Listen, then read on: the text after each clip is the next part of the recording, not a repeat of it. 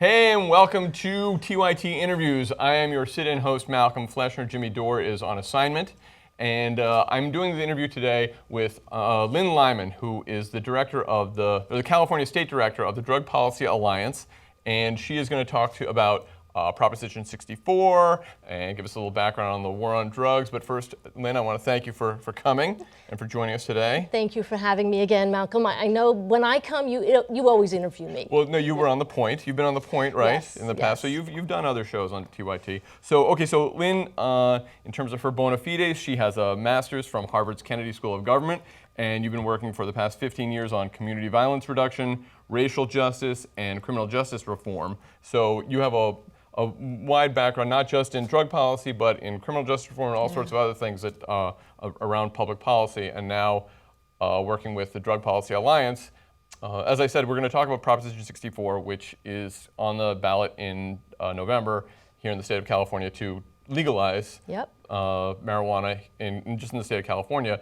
We're going to get to that, but first I want to find out a little bit more about the Drug Policy Alliance, what the work you do there, what you do personally, and how you get involved in working just to legalize drugs and keeping your reputation. Well, I don't know about the reputation. Don't know about that part, but the Drug Policy Alliance, we're a national organization, and then there are some states that have offices. And so I'm the state director here in California, but across the whole country, our mission is to end the war on drugs. It's just that simple. And we do that work through policy and advocacy in 3 different areas. So criminal justice, sentencing reform, public health, like harm reduction approach to drug abuse, and then marijuana law reform, which at this point for the organization is all about legalizing. 20 years ago, we were still trying to get medical in states. And so we work on those 3 areas in our state capitals, sometimes at the city level. And then, of course, we have a team in Washington that does the federal work. And every year we're advancing bills and fighting back bad legislation. And this year it's all about Proposition 64, which is the Adult Use of Marijuana Act here in California. And what happens in California on November 8th for this movement matters. Right. It really, really matters a lot. It seems like there's a tide that is turning, and this is potentially a big, like a game changer. But you mentioned that you're basically opposing the war on drugs. You're fighting the war on drugs, trying to reverse the war on drugs. And the war on drugs, it seems to me, like many other wars that we've experienced lately, anyway, easy to get into, super hard to get out of. And so for our audience, as we were talking before, I was thinking about the topic of the war on drugs, which was launched in 1971 by Nixon, who called drug abuse the public enemy number one in the United States, which seems so outlandish. But especially back then when it wasn't even that potent. I'm kidding. No, he launched it in 1971, and there's been a waxing and waning since then. But I was thinking that a lot of our audience may not know, because they've been raised with the war on drugs being a fait accompli. It's, for the majority of Americans, probably always lived under a system of the war on drugs. It's the status quo. Which is, and so that you don't even question. So, but there was a time when the country was not that hysterical about drugs. The war on drugs, its roots are much earlier than Nixon. And really, we have used drug laws and prohibition of different drugs as a tool for oppressing a particular minority at a particular time in our history. And actually, often immigrants. Almost always. So the first one was around heroin, so making heroin illegal here in California, and San Francisco was where we had the first anti-heroin laws, and that was all about being able to criminalize the Chinese immigrant workers who were there working on the railroads. With marijuana, it was about Mexicans. And even about the term marijuana comes from Mexico, and it was about those seasonal workers, immigrant workers in the Southwest, and that's where we got our marijuana laws. And our cocaine laws are really about black people and the migration, the Great Migration after the wars up north, and that's when we began to really criminalize cocaine, something, again, that was used in medicine. So long before we got Nixon, these seeds had been planted for this war on drugs. What Nixon did was he unified it, he named it, and he funded it. Right. Okay, so, and let's talk a little bit about that, because my understanding is Nixon, he wanted to find out, okay, what should we do about marijuana? Yep. he commissions a report, Yes. the Schaefer report, Yep, right? yep. And the report comes back and says what? This is 1970, what year is this? 72. 72. He's already yeah. launched the war on Yep. drugs, and now he wants to know specifically what do we do about marijuana. Yeah. And the Schaefer report says, you're absolutely right, Dick, we need to criminalize marijuana, right? No, that's not what Wrong, the report that's said. exactly the opposite of what it said. The What did it say? report said that there's no concern that marijuana does not pose a public health or a public safety threat of any kind less significant than, hundreds of other issues. So yeah, that's what the report So it's said. actually public enemy number 283 or Yes, whatever. yes, so exactly. we should and recommended decriminalizing. Yes, Okay. yes. And Nixon took that to heart and he said, well, if that's what we have to do, that's what we have to do, even if it goes against what my policies that he didn't do that. No, he didn't do that. No, he didn't. He then said that marijuana, was used by hippies, Mexicans, and the N-words. Like that's he was quoted saying that, and this is a way to control them. And so those are the three groups he really didn't like. And John Ehrlichman, who was The journalist. Well, no, I'm talking about John. He was one of Nixon's. Right, the one that aides, the journalist interviewed. Yes. domestic policy aide, admitted as much. He admitted that recently. He said yeah. that the drug war was all about the blacks and college students. And hippies. And hippies. Yeah. Hippies, I mean, listen, Yeah. he was kind of right about the hippies. No, I'm just kidding. But but even so, the drug war didn't really take hold until the 80s because there were still movements in the 70s to decriminalize. A number of states decriminalized marijuana, I think, and Jimmy Carter ran in 1976 on a policy of decriminalization. And so what happened to that? I don't know if I know that other than Reagan. Reagan, I mean, yeah, right? well, I So we mean- got Reagan, and Reagan and his wife, Mrs. Reagan, decided that this was going to be one of their big issues. And you also have to remember what was happening in the early '80s, which was extreme poverty, and we took all the services out of our inner city communities and didn't resolve the poverty problem. And so then drug selling, the drug trade was able to take hold in those communities because there were no other options. Yeah. And that was the age of talking about Black children as super predators, and the idea of the crack babies. These things were made up. There were no crack babies. It didn't happen. And there are scientists who've come out now and said, yes, like it didn't happen. We made it up, and we made up this idea that crack was somehow this terrible, evil thing that terrible, evil Black people did, while the Wall Street was full of white people using cocaine. I mean, everybody used cocaine in the '80s. You only use crack because it's cheaper, Right. and you get it in smaller doses. So really, it worked for Reagan, kind of what you see in Trump right now, like fomenting the bases and getting people, Right. getting sort of white So America the scared. same thing as Nixon was doing. Well, exactly, But absolutely. just sort of on steroids, which is yes, different kind with- of drug, with- I guess, kind of, some manner of speaking. Then we come to the 90s Yep. with the Clinton era, and you would think maybe that would be a time when it would wane again, but no. Yeah. Nope. Both Bush and Clinton, Bush Sr. and then Clinton, they maintained the war on drugs. They scaled it up. Clinton specifically with the crime bill of 1996. There was a lot of bad stuff that happened in those years. And so, but this Proposition 64 does represent a turning of the tide, and where we're coming to our senses collectively a little bit. But part of why it's so difficult, I think, is because the government or whoever was propagandizing us about drugs succeeded in making drug use seem like a moral failing. Yes. Like it's not, so it should be A defect, criminalized. right. There's something wrong with you if you use drugs, even though throughout human history, people have always used drugs for various reasons and always. Humans like to get high, period. No matter where they are, they will find a way to get high. That is what Could you humans tell do. my mother-in-law that?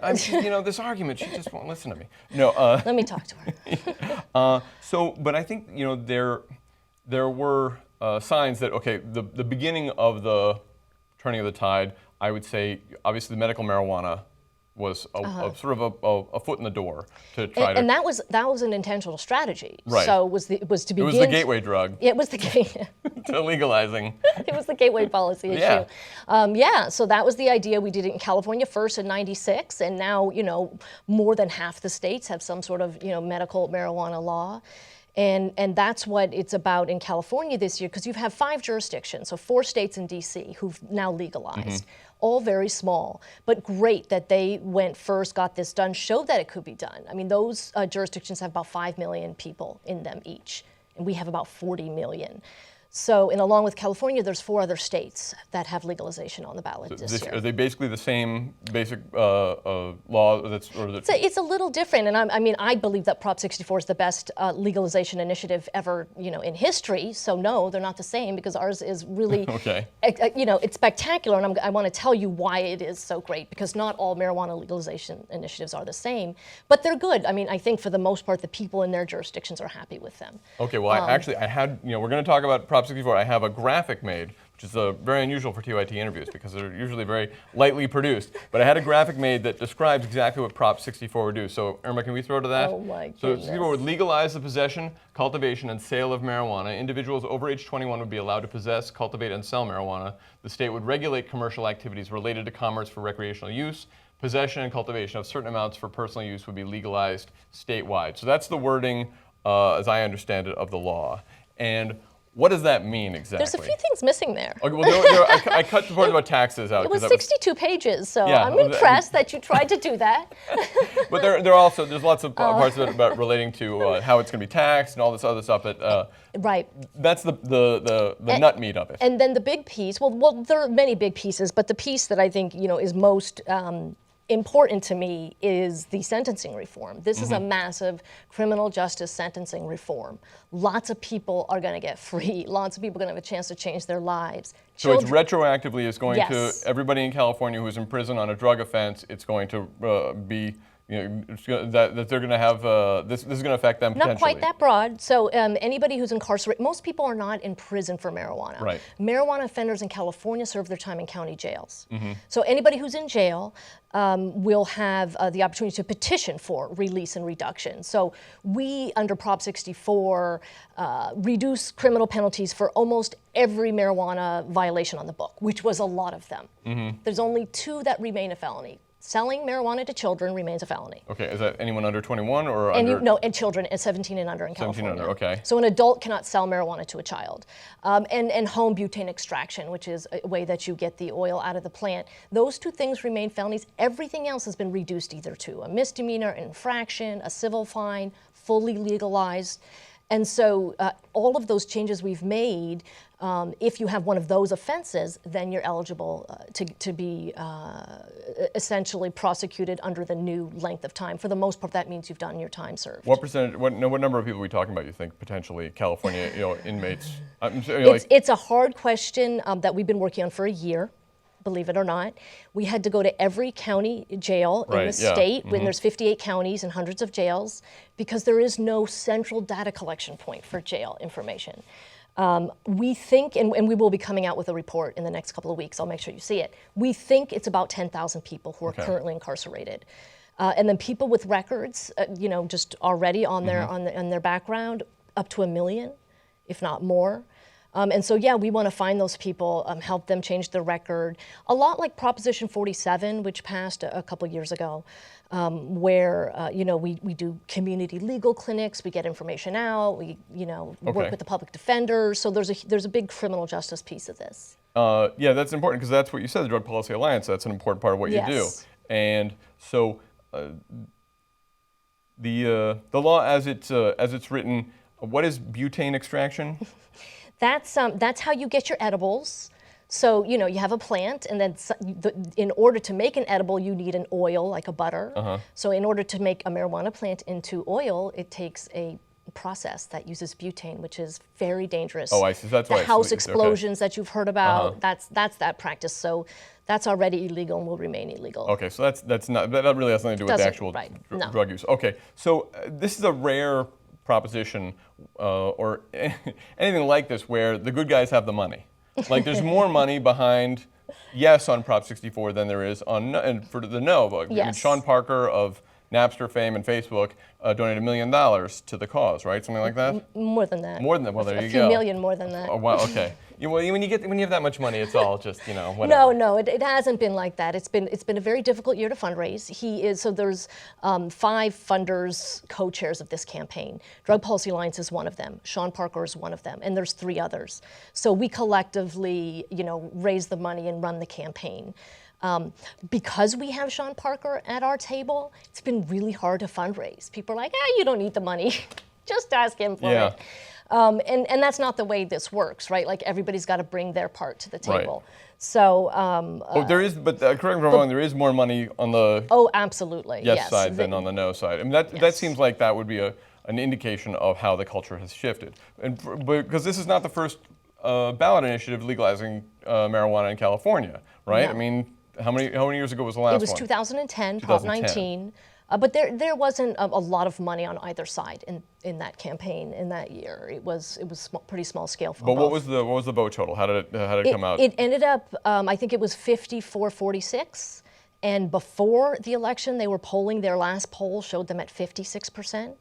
So when, our polls are coming out at about 58%, I'm not counting my eggs. Right. This is a race to the finish. You're actually willing to sit down and talk to me about it and tolerate me to get the message out. Absolutely. I will come here every night. That's your dedicated. You're really dedicated. Yes, I am dedicated. We want to get this message out. We want people who care about freedom, liberty, justice to come out and vote for Proposition 64. So why is the electorate, as far as we know from the polls anyway, the indication of the polls, why are they persuaded by this message more now than they were 6 years ago? What is different?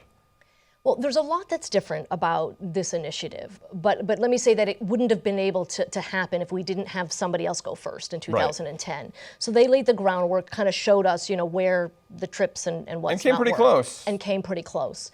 And so in this initiative, and then of course we worked on Colorado, Washington, Oregon, et cetera. So we've now had the experience in all of these states, and we've seen what worked and what didn't. A couple of examples. In Colorado, they didn't do anything around edibles, no regulations around edibles.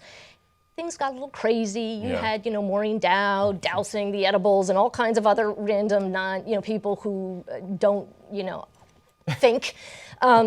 But you have to account for those people. I mean, if Maureen Dowd can be that stupid, the 14-year-old might be. So it could happen. You know what? I might put a 14-year-old up against Maureen Dowd anyway, but okay. So point taken. Yeah, so in the California initiative, Proposition 64, we wrote regulations about edibles in. So, nothing that looks like a child's candy. No more gummy bears, for example. The packaging has to be opaque. It has to be resealable. It has to be fully labeled. The doses have to be perforated. And dosing effects have to be listed, et cetera. Dosing and effects and everything else. So that's just a state regulation. Localities can add on more regulations if it's not tight enough for them. So that's the kind of thing we learned. We also learned in Colorado, we didn't decriminalize, we didn't do all the penalty reductions. Oh, okay. Because that was seen as risky at the time. In 2012 or 14, 2012 was Colorado. God, we're getting old so quickly. In 2012, nobody had won yet. Remember, because we lost here in 2010. So we didn't want to put too much in, so we left it simple. Now that we won in Colorado, we've won every single one. For Californians, we said, we're going to do what needs to be done, because this might be our last chance. We'll go for everything. So we did all the decriminalization. One of the ways we went further than anybody's ever gone, a child will never go to jail for marijuana in California again. It cannot happen beginning on November 9th. Unless they're, butane extracting.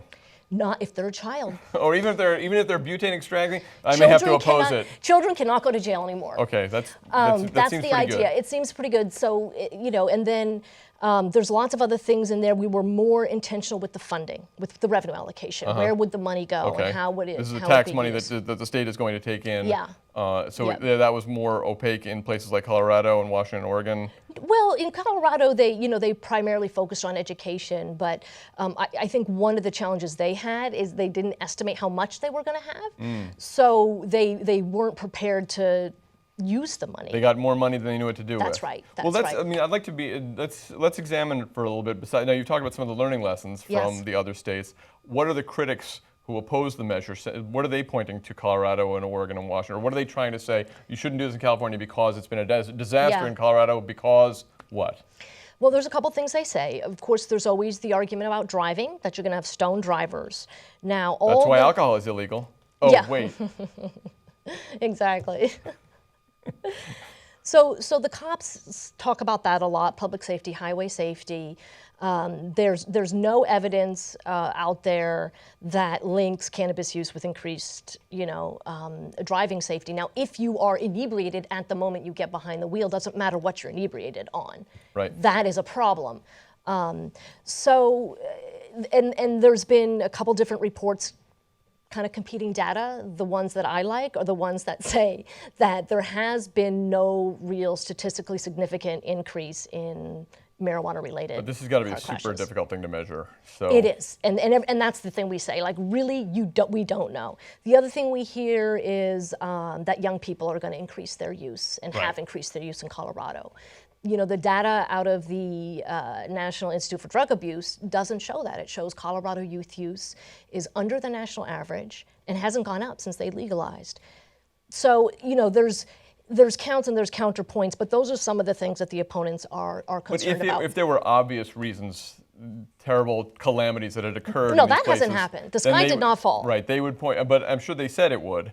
They did. So, but you can point to the people who are the critics now, the opponents now, you can say, well, the people said the same thing in Colorado, and look, the state is still standing. That's one of the things that voters who might be more swing voters care about the most. That's one of the messaging points that really moves them, is hearing, how well things have gone in those states. The sky didn't fall, the kids didn't go crazy, there was more money for programs and services, and so that is one of our talking points. And but so then on the positive side, what are the reasons you can point to Colorado, point to Oregon, point to Washington, and say, look the revenue is one. Yep. Clearly. Decrease in arrests. So arrests in Washington, D.C. decreased by 99%, marijuana arrests. The arrests in Colorado decreased by 80%, the marijuana arrests. So many fewer people's lives being interrupted and in some cases destroyed. And public resources being spent on this waste of time. Although some of the cops, I'm not sure if we really want them doing other things, depending on what they're doing. But in theory, they can focus on real crime. Right, and anybody who would get a marijuana felony, now you can't go to school, you can't get a student loan. So we are just disrupting people's lives. You're deported. Yeah. Even in California, an immigrant, a permanent a resident immigrant, someone who has not become a citizen, could be deported for using marijuana because it's a federal offense and drug use is a deportable offense. So that's another thing, is we're going to slow down deportations of families that are being. You can't be a medical patient if you're an immigrant. That would not protect you. Would still be deported for use. Interesting. So if an immigrant has glaucoma, that doesn't count. Right. They don't deserve to have their or cancer, their needs met. Why should they have an appetite? Yeah. So those are it seems like, to me, it seems like a no-brainer. It seems obvious, and we should all support this. And the positive example from places like Colorado and Washington, D.C. But what about those people in the middle that you talk about, who are those swing votes? You're saying what persuades them is it hasn't been a disaster in Colorado. Yep. And the revenue. Because it's not just the revenue side, but also less money spent on these other things. Less wasted taxpayer dollars in law enforcement and revenue for services. Those things move them. The idea that the system could be, more organized, because it's chaotic, the medical system we have now that's been unregulated for so long. Mm-hmm. So if they see how this is going to make things better, like legalization means more control, not less control. And once folks really get that, legalization means more control, more regulation, harder for kids to get it. Drug dealers don't ask for ID. All the stings they've done in Oregon and Colorado, they're just not selling to underage people. And they've even stationed folks outside the door, to ask someone, like, will you go buy me a beer? Will you go buy me a joint? It hasn't happened. They haven't been able to catch anybody yet. So, I'm sure it's happening here and there like anything would be, but the cops aren't able to find that yet. So it really is a level of control that that we haven't had. Now, there are people who don't like that. So we have people on the left who feel like we've gone too far, there's too much regulation, there's too much control. Is that how, like, a libertarian objection to Prop 64 would be too many regulations about how big your sizes are and you got to reseal the packages? Yeah. Because that's the kind of regulation they object to generally. In general. So the libertarians are kind of split on this. Most of them feel that legalizing marijuana is so important that they'll take regulations with it, kind of grin and bear it. Yeah. There are others that feel like they have this principled stand and they're not going to support it. But actually who I was referring to is our left, which is, some people who feel like marijuana should be treated like a tomato.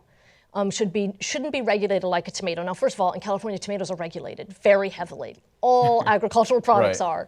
But there is a difference. So we have people who feel like there's too much regulation for that reason. We have people feel like it's not full legalization because there are still penalties. Okay, so it's not far. It doesn't go far enough. Right.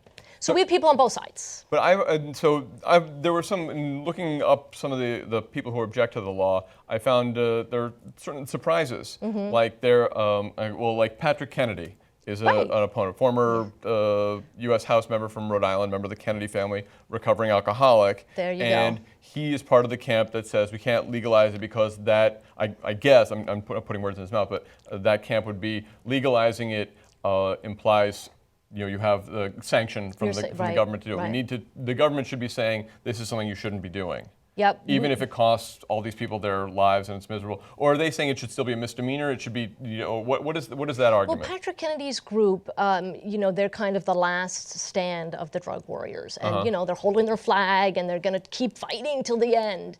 And, they believe in what they do. They're just wrong.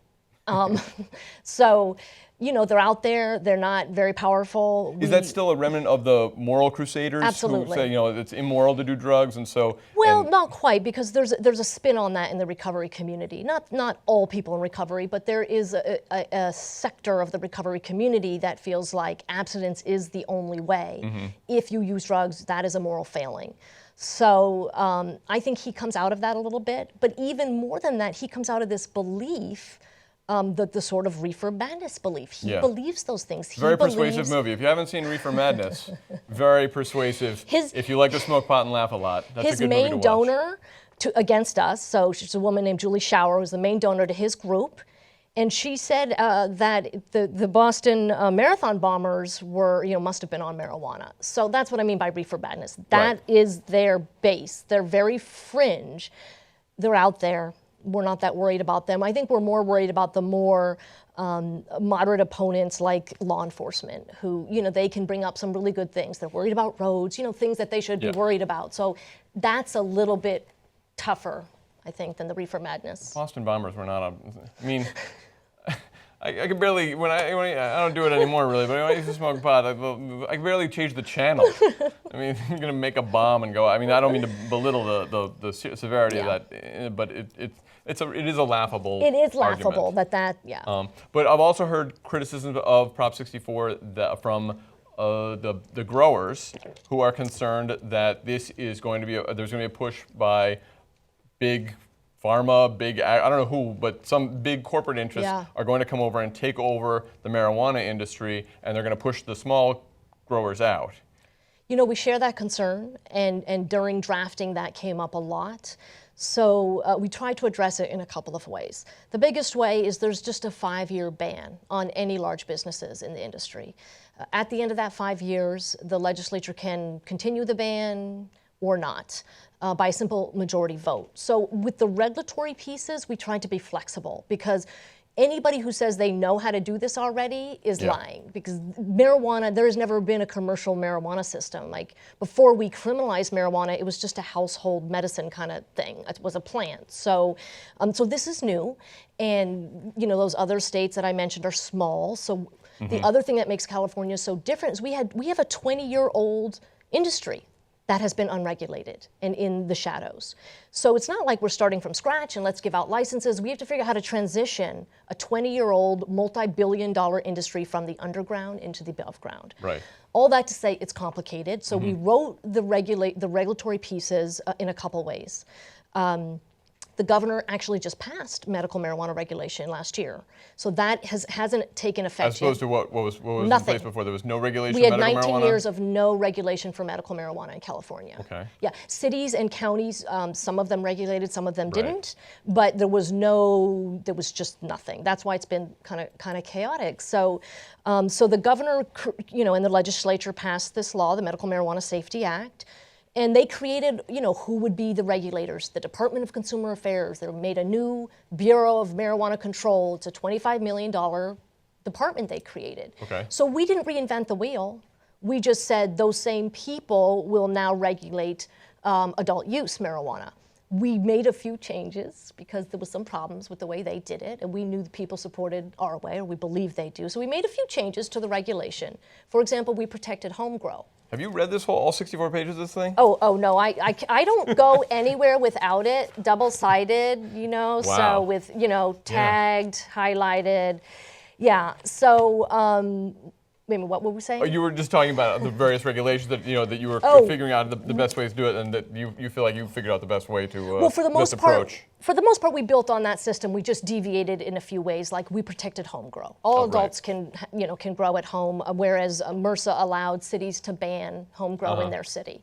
But for the most part, we built on that, and then we put a few things in, like the ban on large licenses. We put an anti-monopoly provision into every stage of regulation. So the regulators, whether it's at the Department of Public Health, or the Department of Agriculture, or this Department of Marijuana Control, when they're issuing licenses, they have to consider whether this license would lead to a monopoly. And they have to do that every single year. So lots of ways to try to stop that. Now, maybe some people feel like we didn't go far enough. We're open to that criticism, and if we didn't, let's change it next year. But you or at the year least after. have acknowledged the criticism and tried to address it to some degree. Well, yeah, and this was a consensus. Again, we weren't the only people at the table. Yeah. So it was a consensus measure. Sausage was made. People get hungry. People get hungry. Sausage was made. But what we ended up with, I think it's amazing. And given all of the criminal pieces, given the protections for medical marijuana patients. Yeah. Sometimes you hear from some in the patient community that we are somehow limiting their Prop 215 rights. That is just false. Like, it is just plain false. What are Prop 215 rights? In 1996, the Medical Marijuana Act was Prop 215. Oh, okay. And so patients talk about their Prop 215 rights. If we had wanted to change Prop 215, we would have had to run this as a constitutional amendment, which is a lot more expensive and a lot more difficult, which we chose not to do. So we don't touch Prop 215. We do strengthen patient rights, though, in several ways throughout the initiative. We strengthen their rights as parents. We give them an exemption from some of the taxes. We put money into medical marijuana research. We put some privacy components in there, and there's another big one that I'm blanking out on. Okay. But in a number of ways, we really tried to further protect them. So this, and home grow, that was the big one, of course. That's the biggest, because if cities can ban medical marijuana home grow, then you would have nothing if your city was banned and you were a patient. So the idea is that Or patients... you'd have to drive somewhere. Yeah, you'd have to find somewhere, who knows where the next town is. So we also put a lot of local control into this initiative. So each city and county can decide, if they want to have marijuana businesses, how many, what kinds. So if my local town is relatively Yep. conservative in Orange County somewhere, and this passes, but we don't like it, we can as a town, our city council can say, it may be the law, but we're not going to have any in our They city. can ban commercial use and sale. They can say we're a delivery-only city. And then all the neighboring cities can see their tax sheets go up, Right, and they can right. be like, we reconsidered. That's what happened in Colorado. Denver, was obviously regulating. A whole bunch of little towns around them banned, and they after the first year they all jumped in. Well, many of them did anyway. So I do think we're already seeing some bans, some cities banning in preparation. We're seeing fights over, who's going to get those licenses in each city. And this is really important because there's two things we do in this initiative that have never been done before. And they both are what I call reparative justice. So it's one thing to change the law moving forward, but particularly with the war on drugs and how much damage we have done as a society to certain communities, we have to look back and say, how can we repair some of the harms of the past from our policies? So 2 things in this initiative. One is a $50 million community reinvestment fund every year that will go to communities that have been targeted by the war on drugs. High arrest, high incarceration communities to use for community improvement that's services, like reparations. etc. It's like reparations. The other thing we put in here is that you cannot deny somebody a license because of their prior drug conviction. Because, most of the experienced people have a record. Yeah. And now we're going to say, oh, now that it's above ground, you all can't make any money. So we specifically prohibit discrimination against people with drug convictions on their record.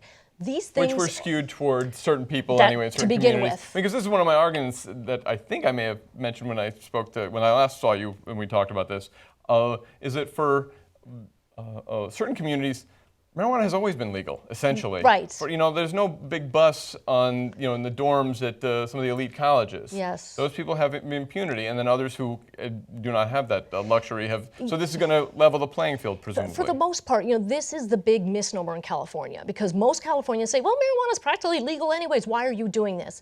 And my response is, marijuana is only practically legal for white people. For everybody else. Get out of your bubble, your haze-infused bubble. We released a report a couple of weeks ago that showed that there has been 500,000 marijuana arrests in California in the last decade. 500,000. Yeah. And we have medical and decrim already. Right. And when you look at who got those arrests, you're talking Black and Latino, men under 40. That is who gets those arrests. We're still targeting the same people Richard Nixon was going after, except that there are no hippies left There's anymore. no hippies in that crew anymore. All the hippies get to go free. So that's why it's like the time is now. We can't wait. Maybe everything isn't perfect, but there are people whose lives are destroyed, and we could stop that one more life that might happen on November 8th at 12:02 a.m. Okay, so it's November 8th. Yes. Vote yes on Prop 64. That's yes what we're on advocating. 64. And just before we have to go, but before we go, I want to get a sense from you about the future. What's going to happen? Let's say this passes. I know you haven't assumed anything, but let's say this passes. It seems like California is such a bellwether state, and this is such a huge domino to fall that it can only be a matter of a few years, maybe, when we have legalized marijuana across the country by the year 2025, end prohibition, maybe? Yeah, I'm saying it's 5 to 10 years would be my guess. If I had to just throw it out there, 5 to 10 years. This is the tipping point, and if the other 4 states and California happen, we've now more than doubled the number of people in this country who live without marijuana prohibition. We have viewers all over the country, all over the world. But so what are the other states, just in case? Arizona, New Mexico, Maine, and Massachusetts. All right, all the peripheral states are starting. A bunch of small states. But so legalize ca2016.com is our campaign website. Okay, we'll put that in the description below. Yeah, it'd be great to have, come on to the website, sign up, volunteer, donate, whatever it may be. But we need to get people involved and excited about this. I think, this is the kind of thing that young people get, and maybe just in a few years, instead of everyone just assuming being raised in the atmosphere of the war on drugs, they'll be raised in an atmosphere where drugs have been legal, or at least marijuana has been legal, and they don't remember what it was like, and we can tell our grandchildren, well, back when I did. We treat people with dignity and compassion and love. I mean, if someone does have a problematic drug use problem, you want to give them love and health care. The way that we have treated drug users, even those that are problematic, goes against, I think, everything we believe in as it's people. It's a public health issue, not a criminal justice issue, right. and that's what it seems like we're coming to our senses about that bit finally. by bit. Lynne Lyman, thank you so much for coming in. Really appreciate it. Vote yes on Prop 64. Check her out at the Drug Policy Alliance, California, and other states as well. And thanks for coming in. We appreciate it. And thanks to you at home for watching. And I hope you learned something and you're going to go out and vote in November.